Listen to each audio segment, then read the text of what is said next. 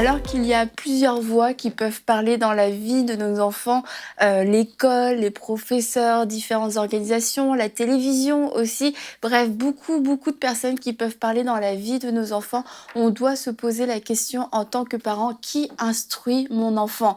De qui vient son éducation? De qui par qui il va apprendre certaines valeurs? Et c'est de se positionner en tant que parent en prenant notre responsabilité et en prenant notre rôle vraiment à cœur. Même s'il y a d'autres personnes, d'autres organisations qui peuvent le faire, c'est la responsabilité que Dieu nous a donnée pour ses enfants. C'est à nous d'instruire ces enfants, c'est à nous de les éduquer, c'est à nous de transmettre des valeurs que personne d'autre ne pourra leur transmettre de la même façon que nous. Et c'est vraiment un commandement en fait que Dieu nous donne, parce qu'il nous dit dans Proverbe 22:6, instruis l'enfant, instruis l'enfant selon la voie qu'il doit suivre.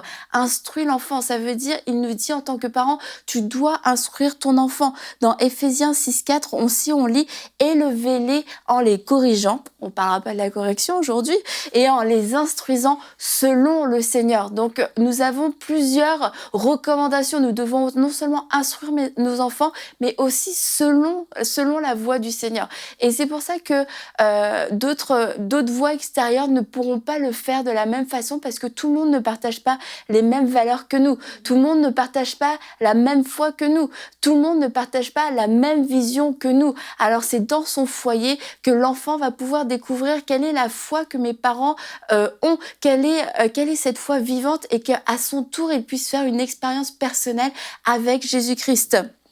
Et c'est ça que je voulais vous dire dans Proverbe 18 au verset 17. Le premier qui défend sa cause paraît avoir raison, vient sa partie adverse et on lui demande des preuves. Et si les parents ne sont pas les premiers à parler de quelque chose, ils auront l'air soit menteurs, ou alors il va falloir détruire des mensonges.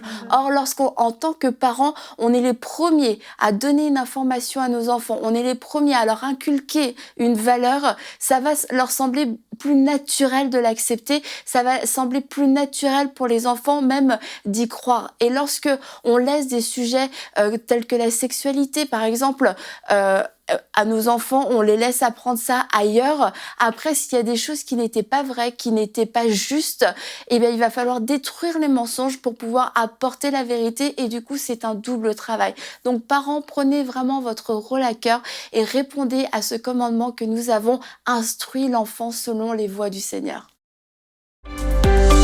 Retrouvez la suite de ce programme dans l'émission Bonjour chez vous sur ENCI TV.